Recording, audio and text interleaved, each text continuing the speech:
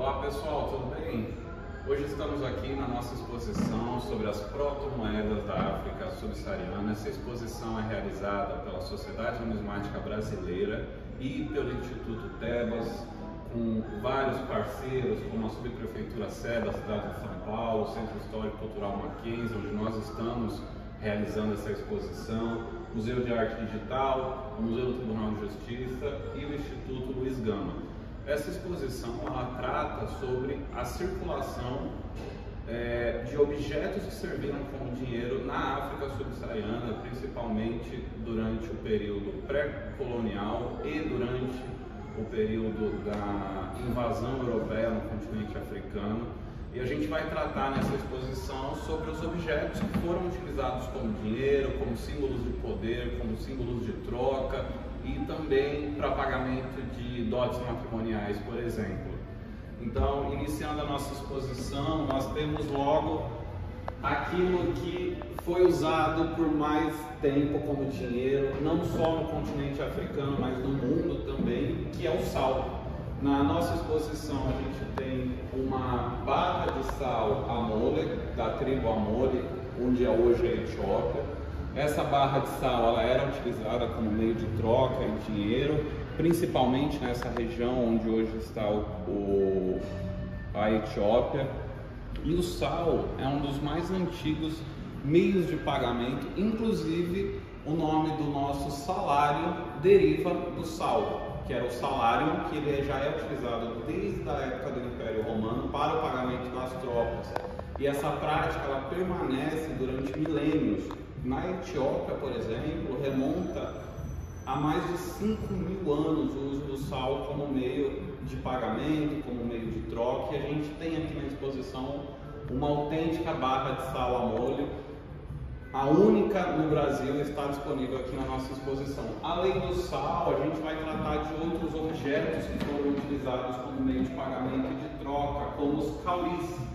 Os cauris também são um dos mais antigos meios de pagamento utilizados não só no continente africano, mas em todo o mundo. E incluso aqui no Brasil a gente utilizou cauri como meio de pagamento, como dinheiro.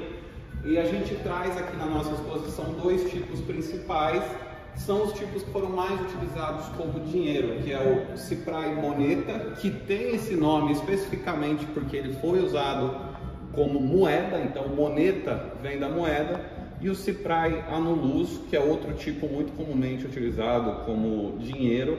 E a gente tem, além dos cauris, a gente tem as contas millefiori, também produzidas para serem utilizadas como dinheiro no continente africano, colar de contas diversas.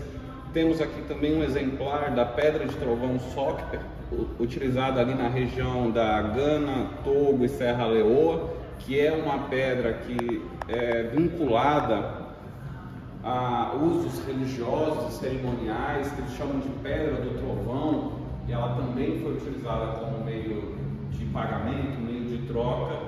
E a gente aborda também na nossa exposição a questão do uso do ferro como moeda no continente africano.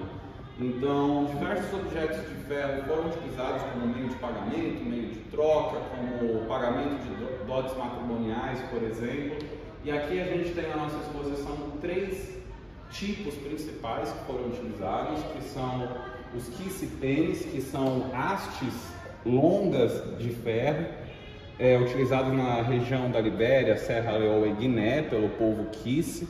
E essa peça em específico tem uma história muito interessante, porque se essa haste ela quebrava, só um curandeiro poderia remendá-la, porque eles acreditavam que quando ela quebrava, a alma, o espírito daquela haste saía, então só o curandeiro podia restaurar essa alma dessa moeda, desse dinheiro. A gente também tem pontas de flecha que foram utilizadas como meio de pagamento, lanças de ferro.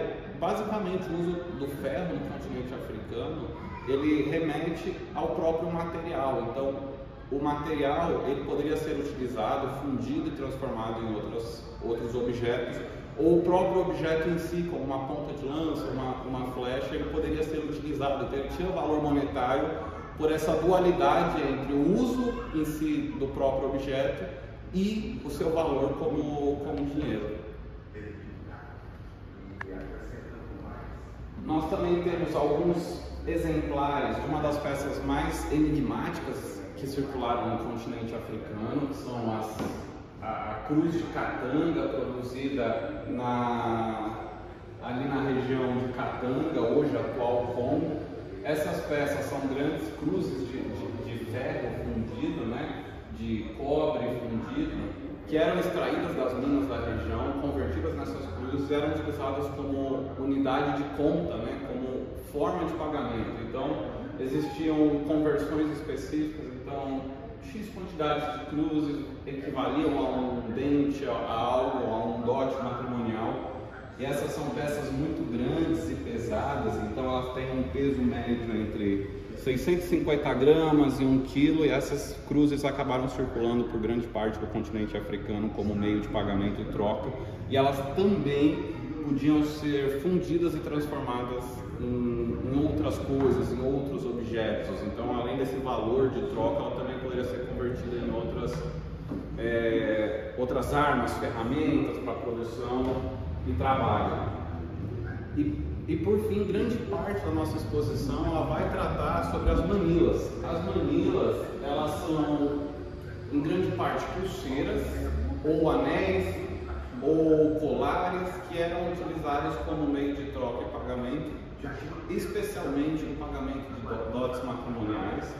E o que acontece é que quando há invasão europeia no continente africano, essas peças que já eram utilizadas antes da chegada dos europeus como uma forma de troca de dinheiro e de representação de status, elas são optadas pelos europeus e eles se valem desses objetos para fomentar o comércio de pessoas escravizadas. Então a gente tem na nossa exposição os tipos específicos produzidos no continente europeu pelos ingleses, pelos franceses para o comércio de pessoas escravizadas, mas a gente também vai ter aqui as manilas produzidas em diversas regiões do continente africano, especialmente na Nigéria, no Congo, Gabão, Camarões, e essas peças, para além da função que elas foram cooptadas pelos europeus, elas são peças culturais, então elas representam a cultura do continente africano, a diversidade cultural principalmente do continente africano.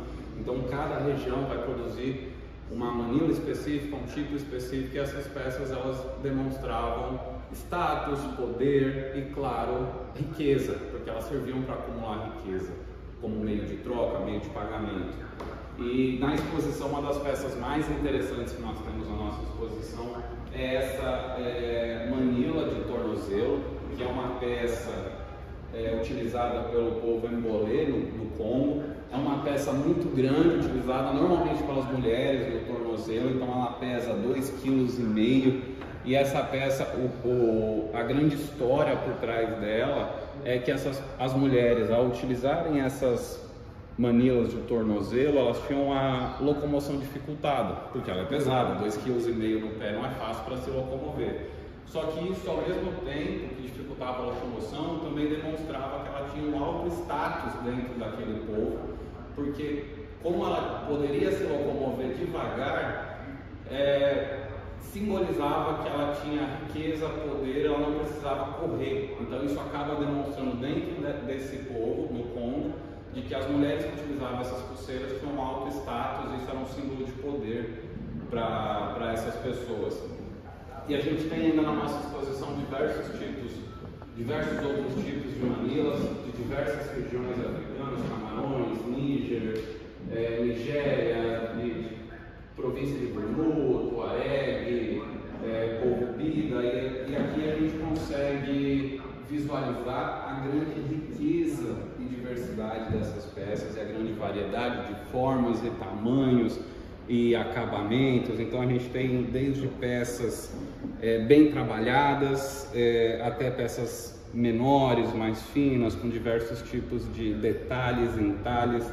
Tudo isso variava a depender da região, porque a gente tem que imaginar que essas peças elas não eram de produção industrial, essas peças eram de produção artesanal, feitas uma a uma. Então cada peça dessa ela é única, ela transmite a cultura e a diversidade que aquele povo transmite dentro do seu contexto social e econômico na época.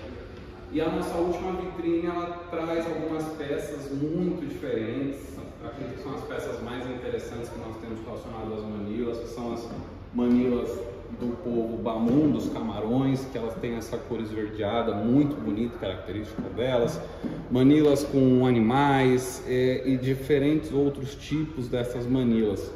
E a nossa exposição, ela é também uma homenagem ao Luiz Gama, famoso libertador e que lutou pelo fim da escravidão aqui no Brasil, foi reconhecido como advogado, mesmo não tendo cursado a faculdade de Direito. Ele exercia a advocacia na época, foi responsável pela libertação de diversos escravizados, incluso ele mesmo, que foi escravizado pelo próprio pai.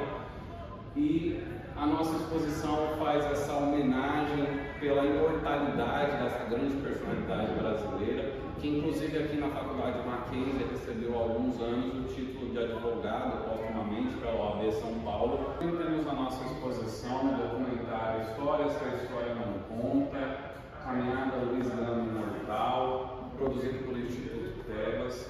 E essa é uma oportunidade para conhecer um pouco mais sobre a história desse libertador brasileiro, desse grande brasileiro escrito nos livros dos heróis da pátria.